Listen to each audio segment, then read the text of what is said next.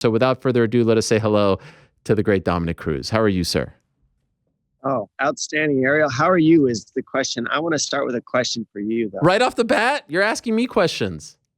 Let's go. Let's go. Hey, I'm meeting you, right? You are. So you're doing a great job. My question to you is, what is it like having this platform? It's not ESPN. It's not UFC based. It's this. Oh, it's great. It's you. This is your creation. Yes. What's it like? I saw you come up from Fox to, all these different MMA hours, to all these different things. And now it looks to me, I mean, from my experience of you watching this show, you look the most free I've ever seen, talking about anything you want all the time. Oh my God. Well, you nailed it. I have never been happier in my career to be here, to not have someone in my ear telling me what I can or cannot say, to not have someone telling me who I can or cannot talk to not have someone editing my interviews and taking things out. Look, I think, we at times we may agree, disagree, but I think there's a mutual respect. I think, I live and breathe and adore mixed martial arts. Now, part of living and breathing and adoring mixed martial arts is saying some things that may not be 100% positive, but usually I'd say 95% of the content, I mean, we're talking to these fighters, it's all, positive, it's all promotion, it's getting people to know who the fighters are in the stories. And so to be here and just do the show that I want to do and talk to the people that I want to talk to with that freedom is the most amazing. I can't even describe what I have in my chest when I wake up every day. I'm so happy. This is a show that means a lot to me. ESPN, I have no hard feelings towards. It was a great run. I think we did both great things together. But I think we've learned over time that maybe I'm not the best guy to be in that box as part of the promotional machine. Maybe it's better for me to be on the outside looking in, doing this kind of work. I know that people in Las Vegas don't agree and probably wish that I would go away. But I would strongly argue that I do a lot more good than bad for the sport of MMA. I would agree with you on that. And I think it's an interpretation on your part to think that everybody wants you out, Ariel. So give yourself a break on that one. Okay. But one thing I like about what you said is that you said that I'm outside of the box. Yeah. What I look at you as a journalist in your position is you have been in a box like us athletes in a lot of ways when you work under certain platforms. So good job finding a way to be free and get out of that box and be able to talk outside of it. So just wanted to give you kudos on that. Nice well, work. Your word means a lot to me, and your kudos and your props mean a lot. Are you envious of this box that I'm living in? Do you want to be more free, Dominick Cruz?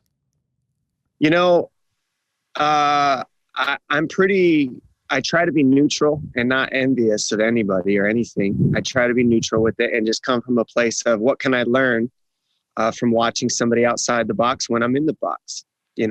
So you got to remember when you don't bite the hand that feeds you. And right now you don't have a hand feeding you. Right. Well, I do, but yes, I get it. It's not the same hand. It's not the same hand as your, I get it. So I'm very grateful for everything I have. And that's where the box stops for me. Okay, fair enough. And I like this. Feel free throughout this conversation. You can pivot and ask me whatever you want as well. It's a free-flowing conversation, not an interview. It's a conversation, like two pals catching up. You are returning against Pedro Munhoz, December 11th. It feels like every week someone else is calling you out. Why did it end up being Pedro Munhoz? Well, you'll notice the people calling me out are generally underneath me in the rankings, which makes sense. It's chess we're playing here. We're not, at this stage of the game, fighters are starting to understand pay scale, what they're getting, what they're not getting, where they should be in the rankings, where they shouldn't be according to what they get paid. So that all that's going on. So people are calling me out because they want to get paid more. And in order to get paid more, they got to move higher up the ladder. In order to move high up the ladder, you got to fight somebody up the ladder. So I'm trying to do the exact same thing. Pedro Munhoz is ranked above me, not by much, but he's above. So, my job is to move forward. And this is that next fight. Pedro's an OG in the game, been here forever. Probably just almost as long as me, if not same amount. And I have mutual respect for him. The one thing that's different about Pedro is I've never fought somebody who's actually like I would consider a friend. And Pedro is actually a friend of mine. So this is a first for me. I've had rematches. I've had people that I don't like. I've had rivalries. I've had all of it. The one thing I haven't had is a friend, somebody that I respect as a human being outside of the sport, not just what they've done in the sport. So that's different, but it's not going to stop us from trying to rip each other's faces off, because that's what we are. So when you say friend, like, what do you mean? Like, you've trained together, you hang out, you're cordial. How close are you guys? Well, I mean, we're not like close because he lives in Florida and I live here, but I went to Brazil and I've done some things here, and he took real good. He made sure I was taken care of. It was just, we went on a run. We did some training when my shoulder was blown out a couple of years ago. And he just showed, not a lot of fighters will open up their door in their country to just be kind and, create a space to train. And he did that. So, and he was very open about it and very honest, and we were honest. And so we became friends in that time, but it's not like we hang out all the time or anything like that. I just respect the human being that he is outside of fighting. Right. So that's what I mean. And when the fight was coming together, did you guys have a conversation? Like we were just talking to Corey Anderson, who's about to fight Ryan Bader, and he said that they were friends. And, there's conversations beforehand, sometimes not. What was it like with you guys? I think it's important for all fighters to start to understand that whether you want to think so or not, we're somewhat teammates. Some of the people that I've had the biggest rivalries in my life have become my teammates in essence, because without them, without that rivalry, I don't know how much better I would have gotten with that thing under my skin. So they put me to another level. So I look at this as just, I think fighters should be talking to each other away from the matchmaker. They don't have to like each other. We don't have to get along. We don't even have to agree with anything. But to be on the same terms of, hey, we're fighting each other and we agree with this, and this is what I'm getting and this is what you're getting, and let's make this a thing for us as fighters. I think that's important. And yeah, me and him had that, but like I say, that doesn't, when you're actually a fighter, like it doesn't take away what we're going to do to each other, Want to clear up a couple things. Did they ever bring up Sean O'Malley to you? So I've had a couple talks with Shelby about how, why is this being thrown out there? But I think it was just O'Malley throwing it out to media to see what could be stirred up and made. I do know that I have a relationship with Sean Shelby, and I do know that he creates an open space for every athlete on the roster to have an open relationship with him, just like I do. So if Sean O'Malley wanted to make a fight with me or anybody else, I know it's as simple as sitting in front of Sean Shelby, man to man, eye to eye, being clear, being concise, telling him what you want, and he'll probably give it to you. He'll probably, if you communicate with them like this, it's not that hard to get through to Sean Shelby. So I would encourage anybody, including O'Malley, if you want to fight and you want to get a fight, instead of giving it to media, talk to Shelby. Just look him in the eyes and tell him. And I would put money on it. He'll tell you either why it's not going to happen or why it will happen. And something tells me, I don't think Shelby would have had a problem with giving him O'Malley, if O'Malley would have asked him for it. But I don't know if that's what happened. I think when you just throw something out in media and try to get everybody jumping on board, it kind of stirs up the machine itself, which is Shelby, right? Who also has plans. So maybe, is there a possibility if you get into these plans with Shelby and you communicate with him, will he work you into his plans instead of you trying to make your own and go against his? I mean, this is a big machine, and it's all about communication. And just curious, had he went to Shelby and Shelby then went to you and offered it to you, is this of interest to you? Because it feels like it's the fight that a lot of people want to see. I mean, if people want to see the fight, that I'm in the game of prize fighting. I fight for the prize against the people that people want to watch. It's not hard for me. Yeah. This is my job. So if Shelby says, hey, this is the fight for this, I don't get paid more or less according to who I fight. I'm under contract. Right. So why would I? All that matters is I'm going up. So the only reason I wouldn't fight O'Malley in that context is he's not even ranked, and he hasn't faced a ranked fighter. Now he needs to face a ranked fighter eventually, right? Who's going to be that person? Well, that's up to O'Malley to sit down and communicate with the matchmaker to figure that out. That's not up to me to figure that out for him. What about Chito Vera? Same. I mean, it's the same situation, Eric. I show up and I fight. Like, they gave me Pedro's up. Yeah. Chito isn't. It's really, pretty basic. When you play chess, if you have the opportunity to take out a queen, do you take out a pawn or the queen? Right. And why? Of course. It's just it's really basic math. How do you feel about the state of the division right now? It's in a bit of a weird spot with the Aljamain Sterlings situation. He's the champ. It was a DQ victory. A lot of people thought Jan was en route to winning that fight. They run it back October 30th. His neck isn't healed. TJ Dillashaw was on my show last week, said he doesn't know if Aljo ever fights again. He thought it was a questionable move to get neck surgery in the midst of all of this stuff. He should have had the rematch and then had the surgery. And now Corey Sandhagen slides in there and they're fighting for the interim title. We don't know what's up with Aljo. How do you feel about what's going on over there? It's a bit of a mess. Well, you brought up TJ Dillashaw's opinion on the matter, and you brought up where Aljo is in surgery. I honestly don't know any of what you just, I don't know any of the facts about what you just said. So that's the first I've heard about it. You need to watch this show, Dom. I mean, we had all these guys on recently. No, you know what? You're right, Ariel. Thank you. I didn't do my research. I'm working to be a journalist like you. Okay. Oh. When I do so, I will start paying attention to that. But in this particular case, I don't know what happened to Aljo or why he chose to do that, other than his neck is probably wrecked. Like, who am I? I was a champion who sat on your show how many years ago and wept like a little baby when my knee was blown out while I had the title. So all I can say is I've been in Aljo's shoes where you're injured and you're holding on. You have the belt. I don't know. His was a little different because of how he won. I get that. But champion is champion. However you want to say it. If you got the belt, you got the belt. There's a lot of pressure. And when you're injured in that position, it is one of the toughest things I've ever gone through in my whole life because they're on your heels. And Ngannou just spoke about that, talking about your interview, about how he said, why am I so rushed all of a sudden now that I have the title? Why do I have to run right back into defending it? I went 2 years and only fought twice. Why do I have to fight right away? Well, when you have the title, you're the king of the division. The division's waiting on you, and that's the responsibility of it. So with that responsibility sitting on your shoulders and then you're injured, that's like two different things pulling you two separate ways, and you're just getting torn into pieces. And you're in the gray area of media and fans eating you alive. That's where Aljo is. So I don't envy him at all. And when it comes to Peter Yan and Sandhagen fighting for the title, I love it. I was the very first champion of this division.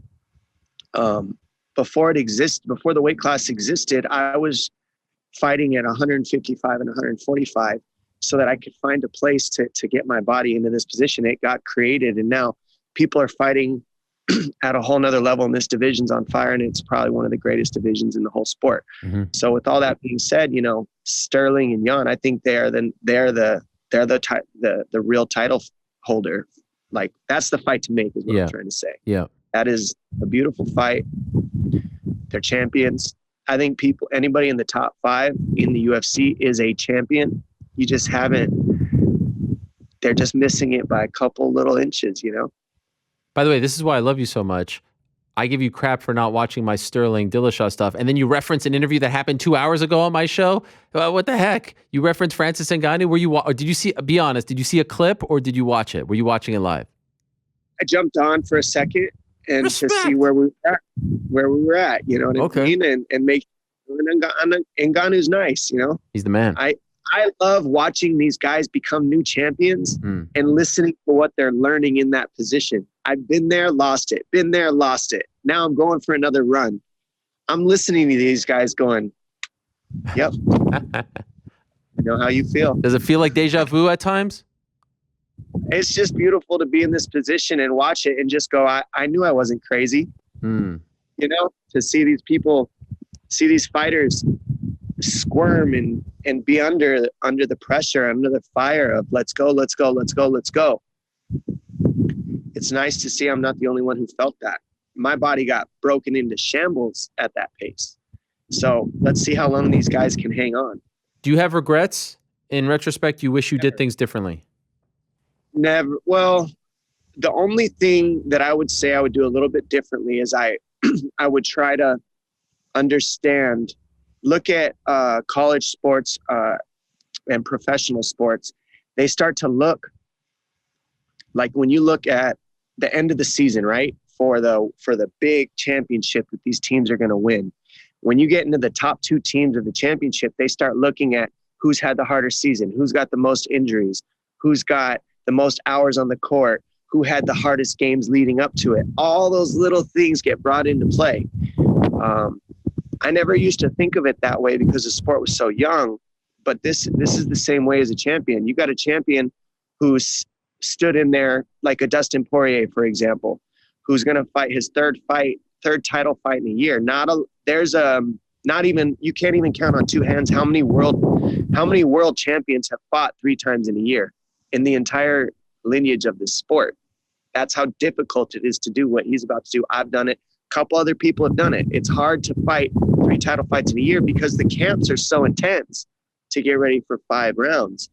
So when you look at that, and then you got an up-and-comer who maybe knocked out 5 people in the first round, he's had, first of all, he was only preparing for 3-round fights, not 5. And then he knocks him out in a round. So, how much time has he spent in the octagon versus the champion who's fighting the best in the world, got ready for a 5-round fight, and then maybe went all 5 rounds because he's facing the best guy in the world. You got this up-and-comer who's facing guys who aren't ranked.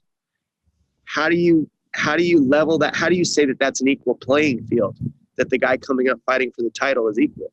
I can't say that that's true. And as an athlete and as a world title holder, I think it's important that you make that distinction for yourself. How fast do I need to rush this, and how fast is the machine rushing me? What is it like for you, Dom? And that is fascinating insight. Thank you for that. What is it like for you to see some of these guys that you competed against, Joseph Benavidez recently, Faber, of course, not that long ago, like the guys from those WEC days, Carlos, you didn't compete against them, but, same era. Now they're starting to, walk off into the sunset. And with everything you've been through, you're still here. You're fighting on one of the biggest cards of the year after all the setbacks, all the injuries. What's it like for you to see your peers now start to say goodbye and you're still here? I mean, it's a lot of respect, to be honest. It's really hard it takes a lot of maturity to stop something too, especially when your entire livelihood is built on it. Like, imagine to just put you in the same shoes, like all of a sudden you're a journalist and all of a sudden you say, you know what, I'm done. I'm going to change my hat and be something completely different from here on out for the rest of my life, even though it was the core of my being since I've been on this earth. How do you do that? It's tough. What does that look like? Yeah. Yeah. Like, where do you begin? And to hear a guy like Joseph say, the way he's thought it through, I love what he said. I mean, he gave some great insight. If you don't have the passion to train, then you probably shouldn't be fighting. And I think when that happens, he nailed it. You're good. You're content. And I see a lot of fighters think that they're done and they're in and out, in and out, in and out, back and forth, because they couldn't figure out life away from fight. So I have nothing but respect for them. And I hope that they can find their life away from fight, because as somebody who's been injured as much as I have, I had the gift of being able to see that side of things and see what it could look like and see the darkness that it can bring and the loneliness that it can bring, and then work through that while I was in my career. So that now sitting here in front of you, getting to fight on one of the biggest, most stacked cards of the year, I get to be grateful that I'm still here and that I still have the passion and that I'm healthy and that I'm doing it. It blows my mind that you were able to come through that. You talk about darkness. I mean, I can't even imagine what some of those days were like when you were going through all of that. And to see you still here, thriving, coming off a win. I ask you this every so often, but like, have you made it like, okay, you're on a run now. You're going for it. You're going back for the, like, is this, in your mind, is this my final stand? Is this the final run? If I slip up in this fight, am I done? What are you thinking in terms of the career, the fighting career? I constantly, because it's so easy to go into all these questions, and then you got to remember, media puts you into questions that maybe you don't want to face. So you got to constantly handle these questions and take them in. And like, let's say a lot of times media can bring questions that you never even thought of. And then now you got something in your head. So for me, a journey of 1,000 miles begins with one step. And as long as you can keep it that simple, you'll be okay. And so my next step is Pedro Munhoz. I've been here before, Ariel. That's the thing. I've had the gift of climbing the ladder so many times that, so I'm down at the bottom of the ladder again. What does that even mean? Right. Like, I've been here. It's just the next fight. It's not the bottom of the ladder. It's just the next fight. They only create a ladder so that there's something for people to hold on to. But realistically, just win. Just get the job done, win. You'll move up. There's a lot of politics in it. I agree, especially nowadays more than ever. But that's it. Just ride the bike. I'm just moving forward, Ariel. There's nothing special to it. Do you enjoy the grind? Like, you enjoy everything that comes with fighting still as much as you did when you were a champ? Yeah, absolutely. I think, like you said, knowing that after that last win, I just learned so much about myself. First of all, I'm healthy, so I feel capable and I can do it. So that's why I'm still here. Right. And I feel like healthy and strong, and I'm competing with young. I'm making sure I'm going with guys that are young in the sport, fast in the sport, growing, and I'm still with them. But realistically, you got to look at this and just take it as, what's the purpose of doing it? What am I trying to create? I'm just enjoying my life. It's competition. This is what I've always done. So while I can do it, I'm going to, but it's a run. There's not rocket science to it. The last guy who, of course, beat you was Henry Cejudo. Then he retires, and it's one of the all-time great botch jobs in terms of retirement. Literally an hour later, he says, I'd come back for the right amount of money, and ever since then, he hasn't gone away, and he's begging to come back, and Dana's giving him the stiff arm now, and it's like, look, you retired. Nothing pisses Dana White off more, I think you would agree, than a champion just saying, like, hey, I'm out, but just using that belt as leverage to try to get more money, and I think that's what's going on here. Do you think he even, like, the idea of him fighting Volkanovski, do you think this is a competitive fight, or is it crazy, and perhaps that's part of the reason why they're not entertaining it? I think that, like, if I'm being honest, the fact that we're even talking about somebody who retired, ESPN's promoting people who have retired, I don't understand it. It makes no sense to me. Okay. You're retired. Like, you're not even. But he's not retired, right? Clearly he doesn't want to be retired. He's begging to come back. Did he retire?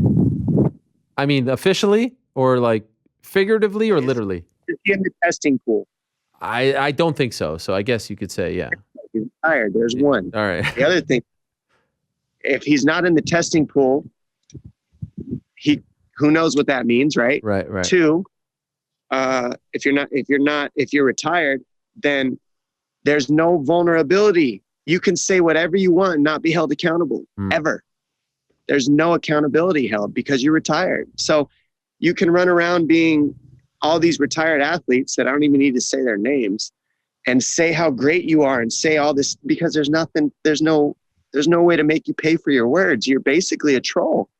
You're no different than some guy sitting on your keyboard warrior now. So I hear that you did amazing things when you were in the sport. I respect that. Okay. Like, I'm not here to botch what you've already done. But you're done. When you get back in the testing pool, then I think these, ESPN and all these people should be talking to these athletes. But why are we promoting people who have nothing? There's nothing that they're going to pay for what they say, because they're not even, it's not fair. It's like, if I talk, I got to pay for it. They're going to put me against so-and-so, or they're going to botch my pay, or they're going to, who knows what, right? Like, but when these retired athletes talk about other fighters, what are they doing? They're only building their clout off the back of active athletes who are putting themselves on the line. That's weakness at its finest. That is the definition of what's going on today. That is the problem. There's no accountability. There's no responsibility held for those people who are talking. So I don't mention their name. I don't really discuss them because they're retired. Like, if you want to come back, get in the testing pool, I'll be happy to discuss, rematches. I would love that rematch, but there's no point in even discussing it. There's nothing, there's nothing there, right? Am I wrong? No, it's fair. It's very fair. And I appreciate that answer. Just a couple more things I want to ask you about. Is there any update? And I ask you this only because I'm not trying to get into your business, but it was made public, with your relationship with Monster and Hans Molenkamp. Have things gotten better there? Have things changed at all? So I'm still completely open to a charity fight with Hans Molenkamp. If that's there. Okay. I think Hans might be open to that too. Oh. I don't know. He might really punch me in the face by this point. Who knows? But I have no beef with Monster. This was never about Monster. This was about me and my relationship with one person. Mm-hmm. I called him out on that night because they asked who I wanted to face next. I told them the truth.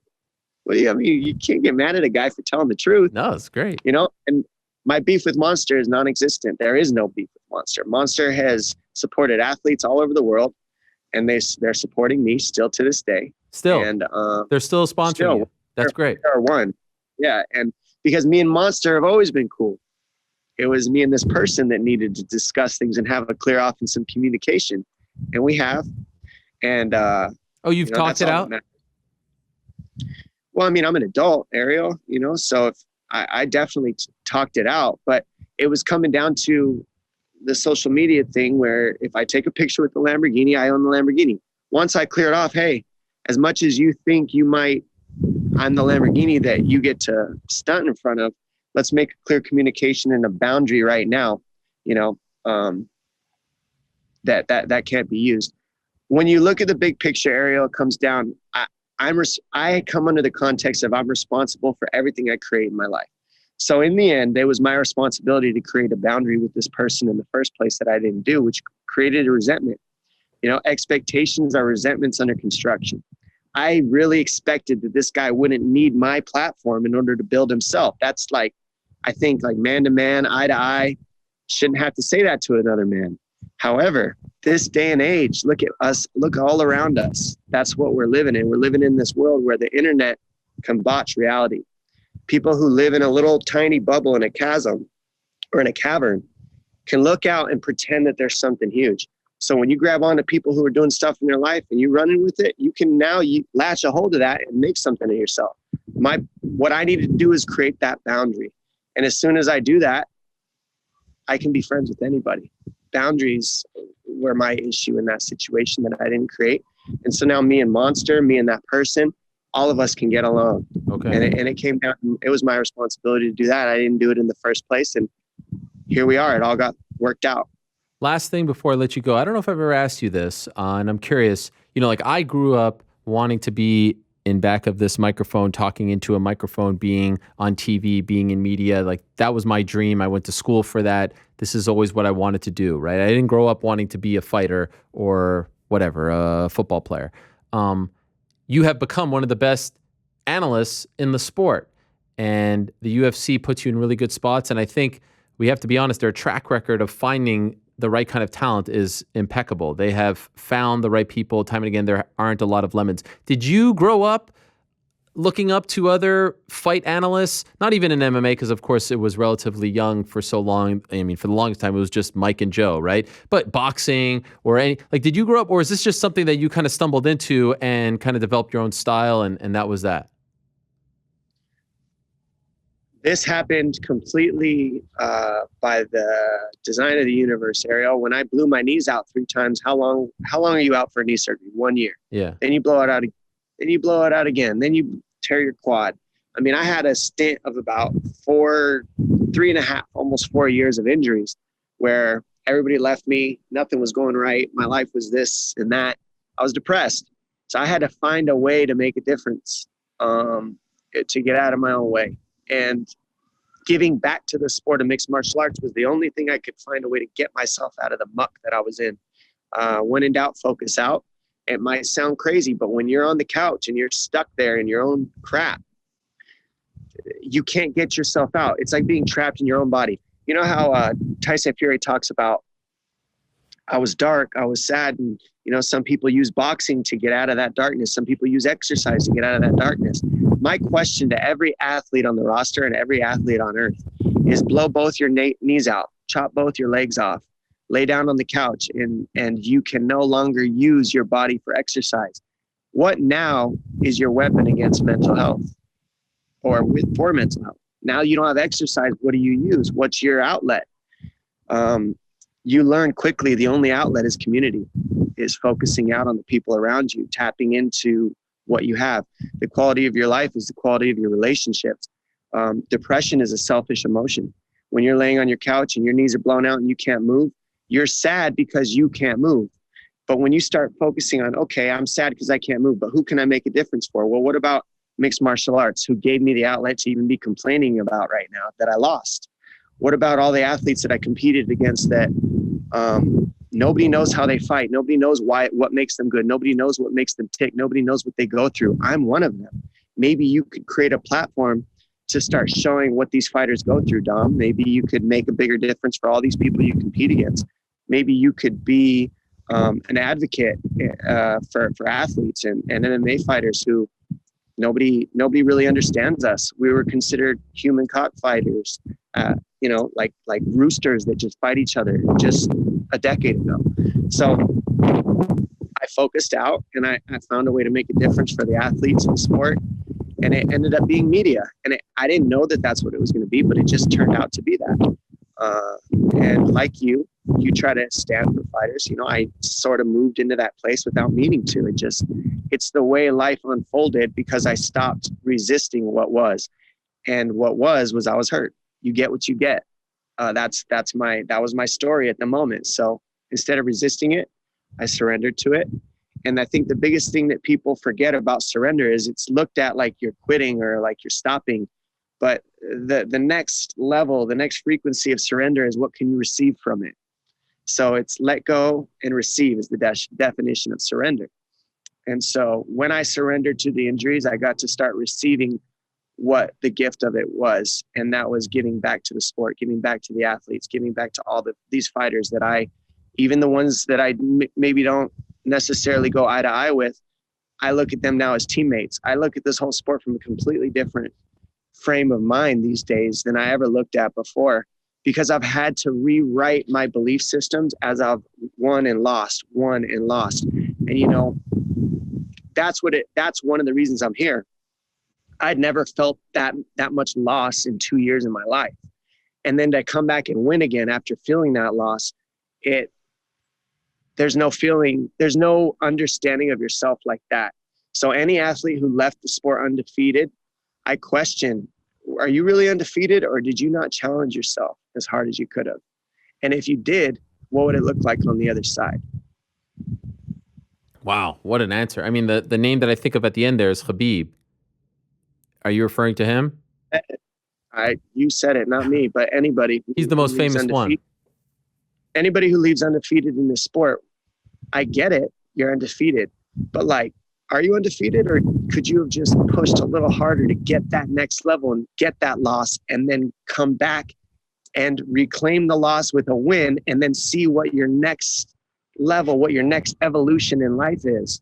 It's not all about just winning and being perfect. Nothing in life is that. You can't dodge loss. You can't dodge pain. You can't dodge any of it. So what's the point? You might as well just go right through it, because when it happens, the question is, when it does happen, what are you going to do with it? Are you going to just give up and say, I'm retired and quit? Or are you going to get back on the horse and see what else you can be? See what you can get through, see what it looks like on the other side. I was fortunate enough to have that experience and be that, and I'm still in that ride, and let's see what comes next. Well, man, I got to say, I feel survivor's guilt at times, Dom, honestly, about your era, 2010, 2011, because I'm starting to see those guys that, again, not that I came up with them, but you were the guys to talk to me first. You were the first fights I went to, right? Those WEC shows, those were your shows. And with these guys starting to walk away, I feel like, why should I be allowed to stay and stick around and make a living? And other people have to go figure out what's next. And so I have such love and admiration and affinity for your era. For 10 or so years ago, things have changed. I'm not here to say, I'm not trying to be the old man to say when back in my day, but the sport's a little different. Things are a little different. And I just have so much love for those days about a decade or so ago and for people like you. And I'm just really thankful that you're still around doing it in the cage and outside the cage. Because like I said, one of the very best behind the mic. And then, of course, still one of the very best inside the cage. Thanks, Ariel. And the feeling's mutual, man. Glad to be here with you. Our relationship started a little rocky, and here we are. Here we are. Good luck on December 11th, Dom. Thank you for the time, as always. Appreciate it. Can't wait for that fight. way either. I'll see you guys out there. All right, there he is, Dominick Cruz, one of the very best in the history of this game.